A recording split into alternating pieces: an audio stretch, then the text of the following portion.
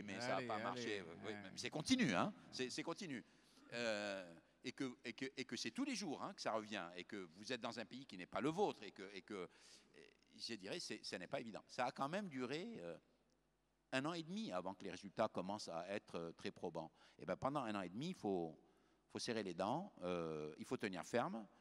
Même quand vous n'avez pas envie, il faut quand même montrer de la force vis-à-vis de vos équipiers parce qu'ils vous regardent, Et quand les résultats viennent, les gens diront « Ah oui, mais évidemment, c'était facile, c'était prévisible. » Et aujourd'hui, ça a marché.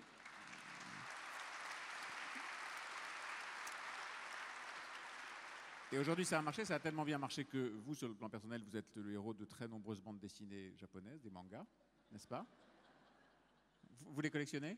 Pardon? Vous les collectionnez? Oui, j'en ai quelques-unes, oui. C'est sympa? Pardon? Oui, ça doit être sympa, oui. Oui, c'est très très sympa, oui. Ouais. Et ça a tellement bien marché que Nissan, aujourd'hui, au fond, je vais dire les choses différemment. Est-ce que l'alliance Renault-Nissan n'est pas devenue l'alliance Nissan-Renault? Oh, je pense pas, non. Je pense pas. Vous savez, en France, quand on ne réussit pas, on se fait critiquer. Quand on réussit, on se fait critiquer aussi. Hein. Non.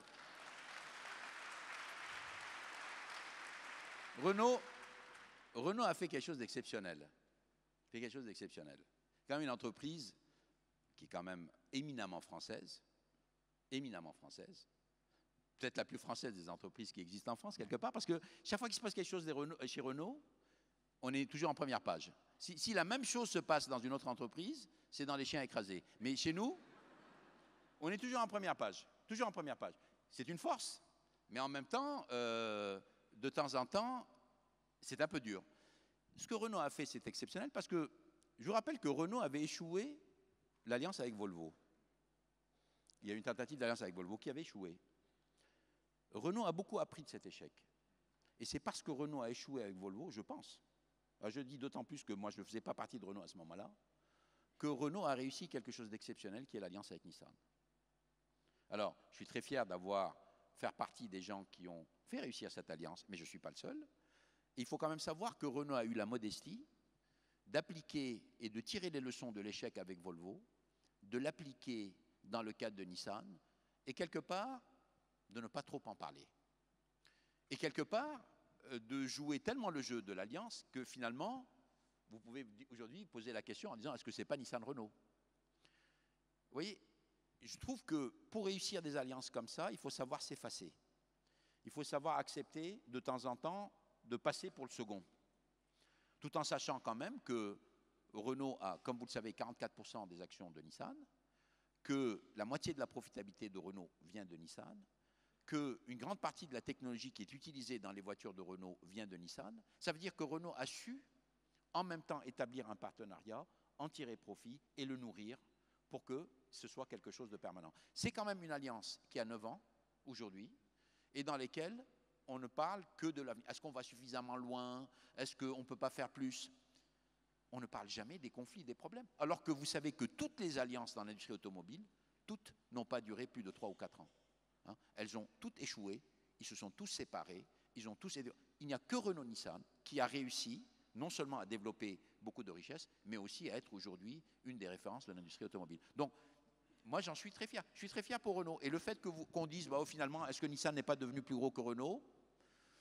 Moi, je ne sais pas. Moi, quand on me dit, dans un couple, hein, quand on me dit, votre femme est plus intelligente que vous, j'en suis fier.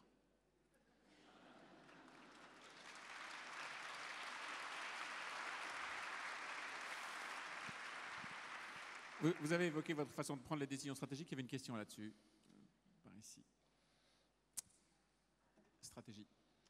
Oui, bonjour, Paul Nicolas, je suis étudiant à HEC. Alors, j'avais une question sur la façon de distinguer un bon manager d'un mauvais manager. Parce que finalement, quand un stratège prend une décision importante, il y a toujours une part de risque qui est inéluctable. Alors, finalement, est-ce que le bon manager, ce n'est pas le manager qui réussit, à qui la chance a souri? Et est-ce qu'il n'aurait pas été un mauvais manager s'il avait eu un peu moins de chance? On ne juge jamais un manager sur une expérience, sur une réussite ou sur une année. Jamais. Un bon manager, il se juge sur la durée. ça, c'est un point qui est très important parce que finalement, comment positionner l'échec dans une entreprise? L'échec est très important parce qu'on apprend par l'échec. On apprend par l'échec. On n'apprend jamais à faire des choses. Renault a réussi Nissan parce que Renault a échoué Volvo. Il y a des tas de choses que Renault avait fait, qui ont condamné l'alliance avec Volvo, que Renault n'a plus fait quand Renault était avec Nissan. Quelque part, l'échec de Volvo a préfiguré le succès de Nissan. Quand vous parlez sur le plan du management, nous apprenons tous à partir d'erreurs que nous faisons. Nous avons un collaborateur qui ne va pas bien, qui ne parle plus avec nous. On s'est dit finalement, qu'est-ce que j'ai pu faire? On va en discuter. On rectifie le tir. La gomme est aussi importante que le crayon pour apprendre à écrire. Il faut que l'entreprise sache accepter l'échec à partir du moment où l'échec est source de connaissances, à partir du moment où l'échec est source d'expérience. Il ne peut pas accepter l'échec comme étant un compromis. Il ne peut pas accepter l'échec comme étant une facilité, une fuite devant l'obligation ou la performance. Mais l'échec comme étant quelque chose qui est inéluctable, qui fait partie du développement de la connaissance, qui fait partie de la maturité des personnes, c'est quelque chose qui est très important. Et c'est quelque chose qui est très difficile à faire accepter sur le plan du management. Je ne voudrais pas que vous ayez l'impression que le meilleur manager, c'est celui qui n'a jamais échoué.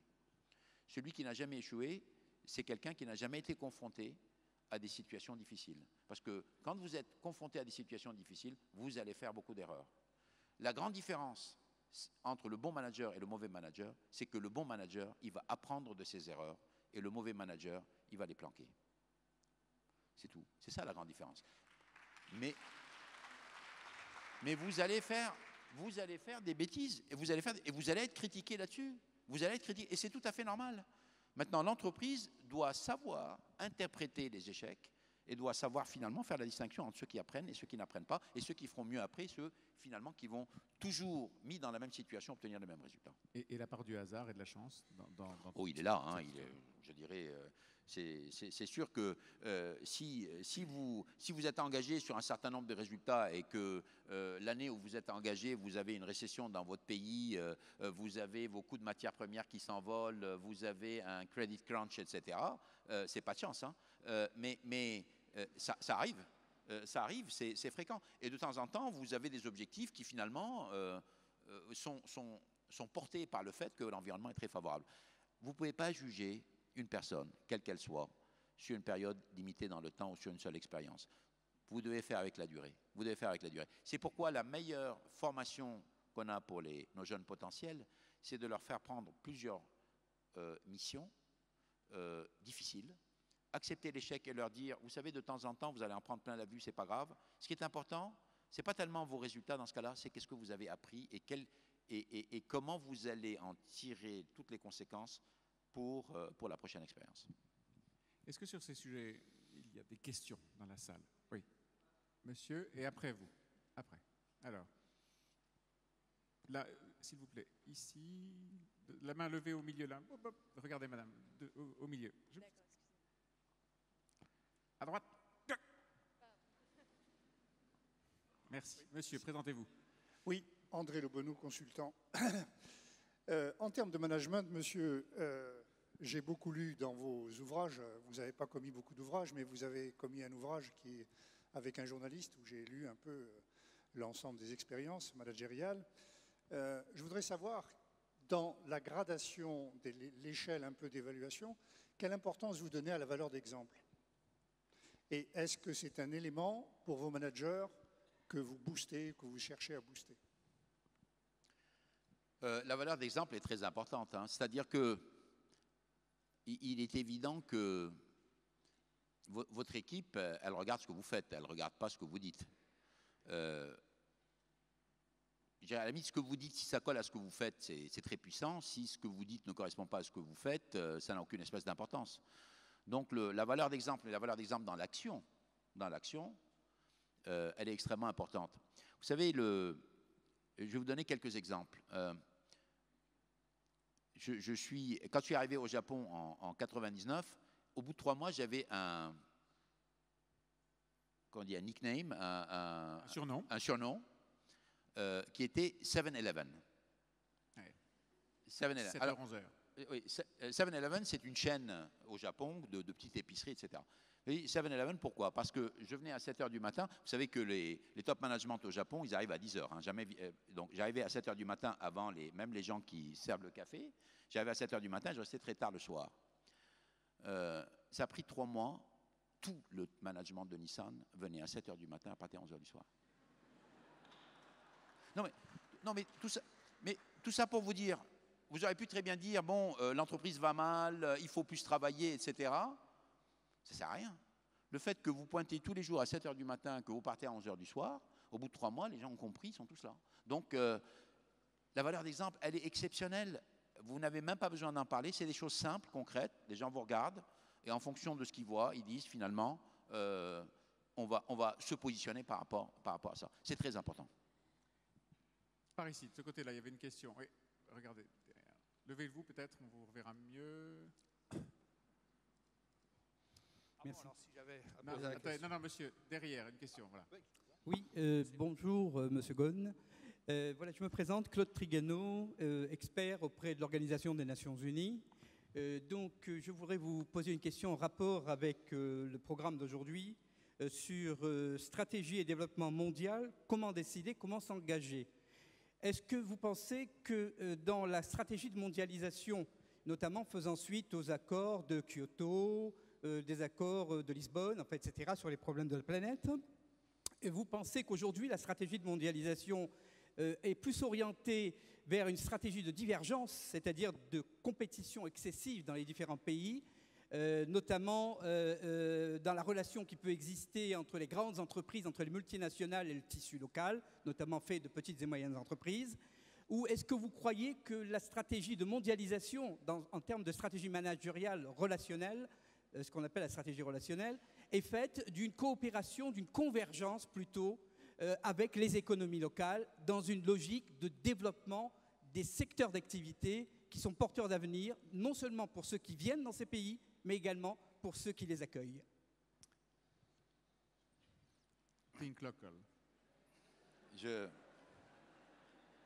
Non, si je ne réponds pas bien à votre question, vous me le dites, hein, parce que c'est-à-dire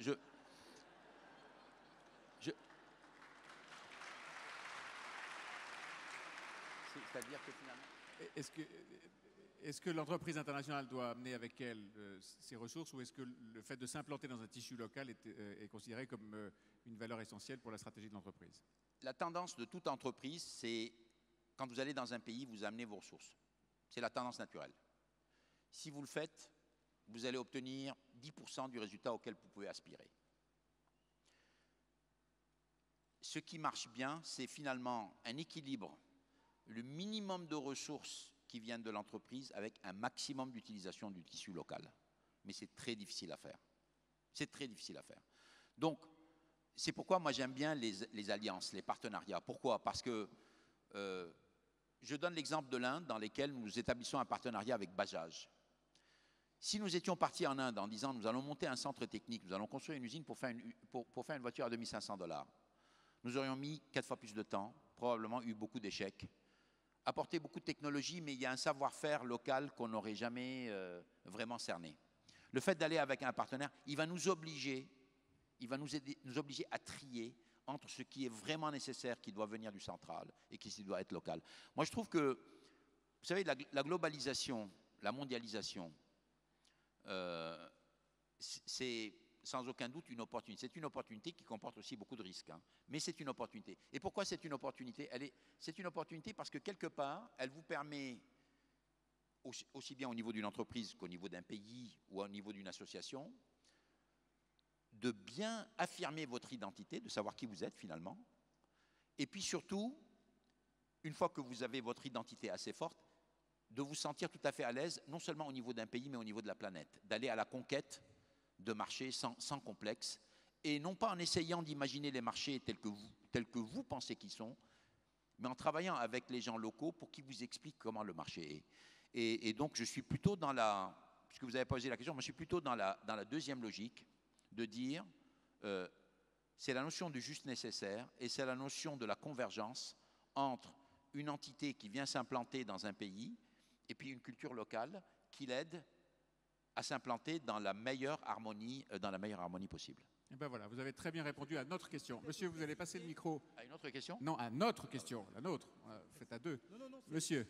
c'est juste précis. Non, monsieur, il y a beaucoup de questions. Allez-y, à vous. Mais vous avez un micro dans la main, il suffit de parler dedans. Ah oui, bon, Ouais. c'est bon. Alors, je voudrais poser la question suivante. Mais il faut parler dedans, hein. Voilà, dans le micro. Oui, je voudrais poser la question suivante. Est-ce que vous ne croyez pas à la voiture à 2500 $ en Chine? Il est certain que les Chinois, à l'heure actuelle, produisent des voitures pour les Chinois qui ont réussi, mais il va bien avoir un moment où ils vont se poser la même question pour satisfaire. Lorsque vous avez répondu à une question, si tous les Chinois demain vous avez des voitures, ouais, ça sera la consommation de pétrole donc au niveau du pétrole, au niveau de l'énergie.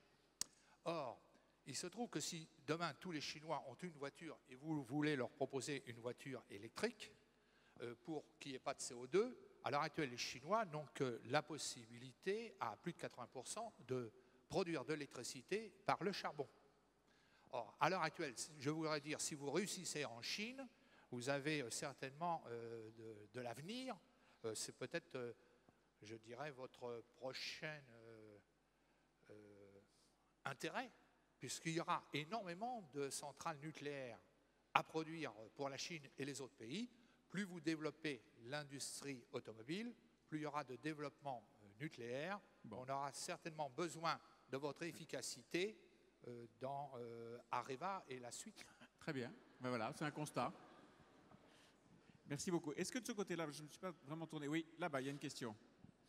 Au milieu, levez-vous, peut-être on vous verra mieux. Merci.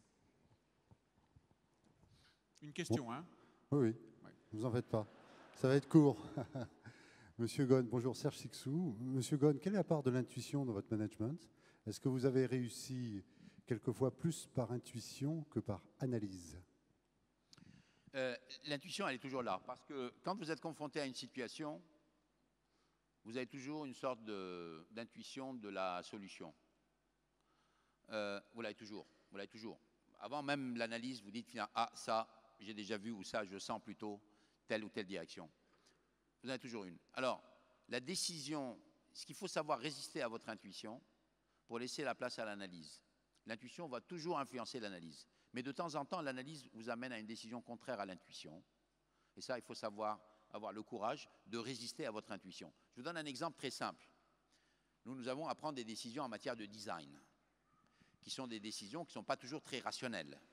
Vous voyez une forme, vous la comparez à une autre, ou à une troisième, il faut choisir quelle est celle qui, à votre avis, va plaire à un public qui est en Chine ou qui est en Russie. Donc, quand vous voyez un objet, vous avez une intuition en disant, tiens, je préfère celui-là par rapport à celui-là. Donc, vous avez une intuition, tiens, celui-là va être beaucoup plus plaisant. Mais derrière, il va falloir accepter toutes les analyses de marché qui sont faites par les différents spécialistes, qui vont vous dire que telle forme plaît plus aux Chinois que telle autre, que ceci donne l'impression d'une meilleure sécurité, etc., etc. Et accepter de temps en temps que la voiture que vous choisissez n'est pas celle que vous préférez. Moi, il m'est arrivé de prendre des décisions de design où je choisissais la voiture qui n'était pas celle que j'aurais achetée. Parce que finalement, on ne fait pas des voitures pour nous, on fait des voitures pour nos clients, et souvent les clients sont d'un autre avis que nous en matière de design, en matière de fonctionnalité. Et il faut savoir résister à son intuition, il faut savoir résister à ses goûts pour aboutir à la meilleure décision pour l'entreprise. Mais vous avez toujours une intuition, vous avez toujours un gut feeling, vous avez toujours quelque chose dans lequel vous dites finalement si je n'ai pas le temps, je vais dans telle direction. Mais quand vous avez le temps, il faut toujours se donner le temps pour l'analyse et savoir accepter la rationalité contre l'intuition quand elle est indiscutable.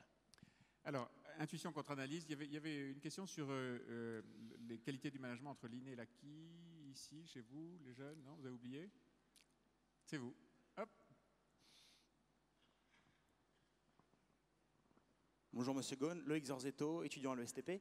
Vous parlez tout à l'heure des qualités d'un bon décideur, d'un bon manager. Est-ce que vous pourriez nous parler de la politique de formation à la prise de décision chez Renault, dans votre entreprise? Oui.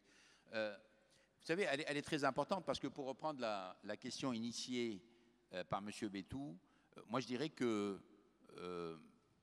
le bon management, c'est d'abord beaucoup d'expérience et beaucoup de formation. Le management, c'est comme l'artisanat, quoi. C'est en pratiquant qu'on devient bon, c'est en faisant des erreurs qu'on sait ne plus en faire. C'est comme ça que cela se passe. Donc, la formation est très importante. Alors, ça ne s'apprend pas dans les bouquins, mais il y a des principes de base. Alors, il y a des choses, par exemple, qu'il faut dire. Chez Renault, nous avons des modules de formation au management. On explique l'importance de la communication, on explique l'importance du déploiement, on explique l'importance de la fixation d'objectifs, on explique l'importance de l'appréciation. Enfin, je dirais, un certain nombre de b.a.-ba qu'il faut que chacun connaisse, surtout pour les jeunes qui rentrent dans l'entreprise. Maintenant, le fait d'avoir lu un bouquin sur le management ne va pas faire de vous un grand manager, pour une raison très simple, c'est que autant sur le plan de la rationalité, vous avez compris ce qui est expliqué, autant le facteur émotionnel, il n'est pas là. L'émotion, elle ne viendra que quand c'est vous qui serez en situation difficile, que quand vous allez vous retrouver dans une situation où vous allez vous sentir mal à l'aise par rapport à quelqu'un qui est déçu, par rapport à quelqu'un qui est frustré, par rapport à quelqu'un qui a échoué, et vous allez vous dire, mais finalement, je dirais, la dimension émotionnelle va rentrer en jeu, et c'est là où vous allez apprendre, vous savez. Donc, moi je dirais que nous donnons des modules, mais surtout, si on veut former des bons managers, il faut les mettre dans des positions de management, et surtout dans des positions de management qui ne soient pas forcément protégées, dans des positions de management dans lesquelles on sait qu'il y a des difficultés, et on les laisse agir là-dessus. Voilà, c'est comme ça que l'on opère. Inné ou acquis, est-ce que par exemple les qualités d'autorité, de décision, de rapidité, non? Non, moi je connais personne qui soit né décisif. Vous savez, on va tous au travers d'une période de formation. Personne n'est né chef, hein, on devient peut-être chef. Moi je ne crois pas du tout en l'inné, hein, surtout en matière de management. Je pense que y a des qualités qui sont plus faciles, qui vous fassent. Par exemple, le management, il est basé, puisqu'on dit, la base du management, c'est motiver les gens. Bien. Eh bien, pour pouvoir motiver les gens, encore faut-il qu'ils vous écoutent. Si vous avez un chef qui est brillant, mais que vous n'avez pas envie d'écouter, si vous n'êtes pas connecté vis-à-vis de votre chef, il ne va jamais vous motiver. Donc, des personnes qui ont la capacité d'empathie, la capacité de connecter avec les autres, ont beaucoup plus de facilité à devenir de très grands managers ou de très grands chefs par rapport à des gens qui ne l'ont pas. Alors ça se développe, l'empathie, ça se développe, la connexion, ça se développe. Mais il y a des gens qui sont plus doués que d'autres. Alors on l'appelle charisme, on l'appelle ceci ou cela. C'est pas forcément inné. C'est vous prenez conscience du fait que vous devez connecter avec votre public, vous devez connecter avec votre équipe, que si vous connectez, ils vont vous écouter, que c'est une chance pour vous de passer un certain nombre de messages et de mobiliser votre équipe. Mais je dirais qu'entre l'inné et l'acquis, on est dans 95-5, hein, 95 pour l'acquis et peut-être 5% de l'inné. Et encore, l'inné, il se rattrape. Une question encore par ici. Là-bas, mademoiselle. Si vous levez-vous. Voilà.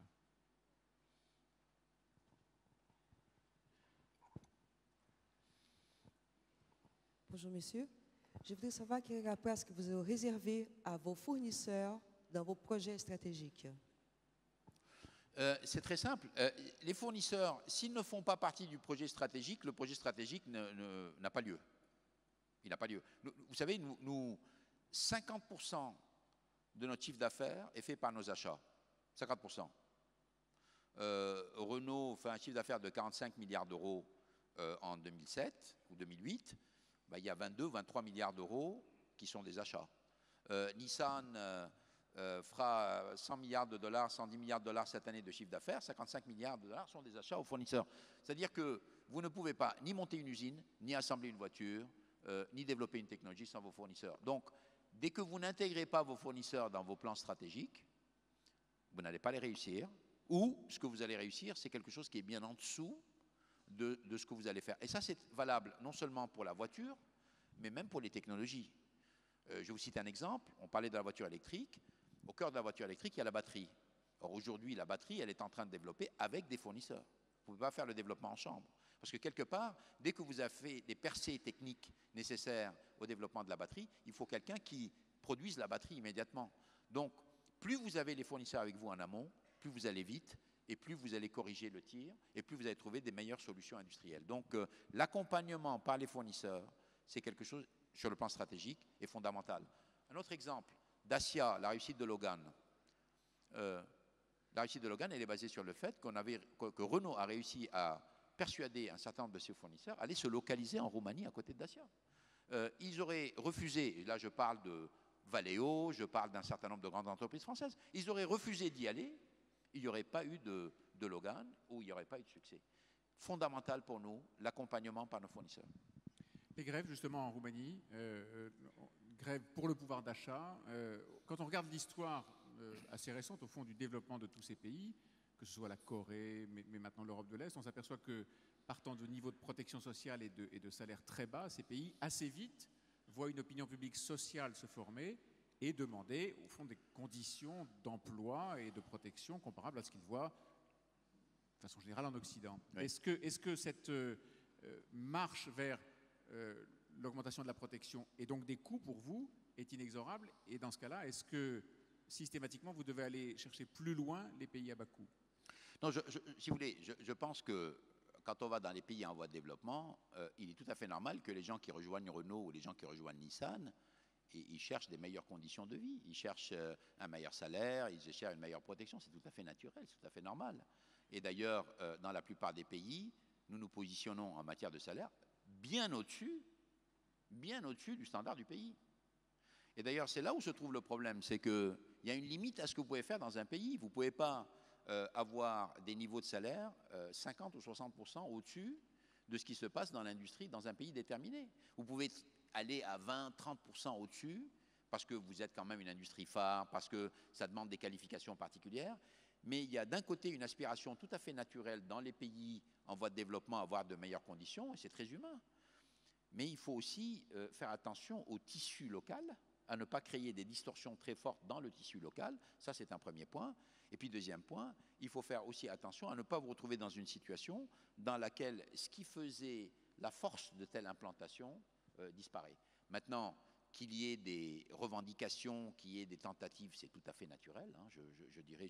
Et ça, on sera confronté à ce genre de situation pratiquement dans tous les pays, et on s'y attend. Mais c'est à nous, tout en acceptant les revendications tout à fait naturelles, tout à fait humaines, de veiller à ce que ça ne remette pas en cause la raison pour laquelle vous êtes implanté dans le pays. Mais un constructeur automobile paye toujours beaucoup plus que l'industrie.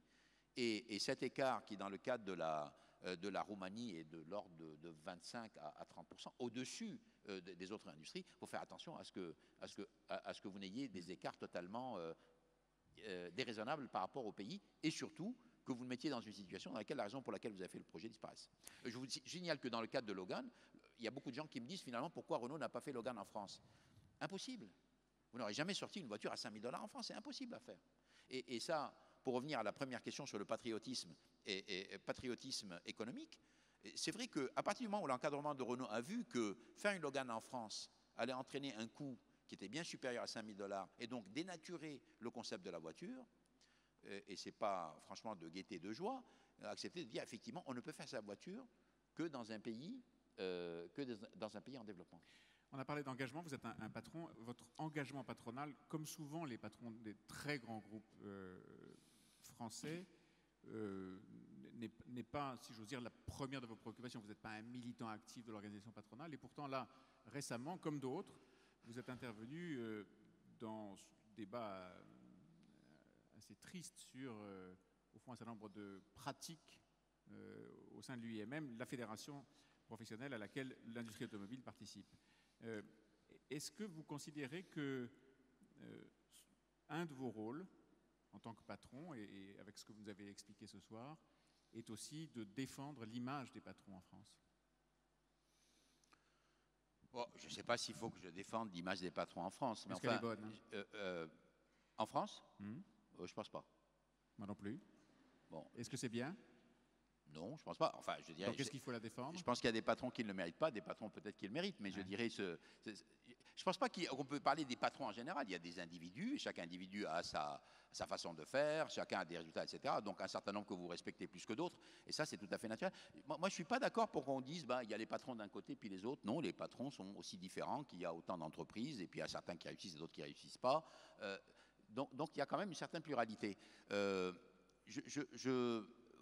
je trouve qu'il faut que de temps en temps on s'engage dans un débat qui est un débat important pour la société. Moi, je suis intervenu, mais dans un sens qui consiste à dire ne nous trompons pas de priorité. Hein. La priorité aujourd'hui, c'est quand même le développement économique, c'est l'emploi, c'est la croissance. C'est pas de dire finalement qui a raison, qui a tort entre plusieurs organisations.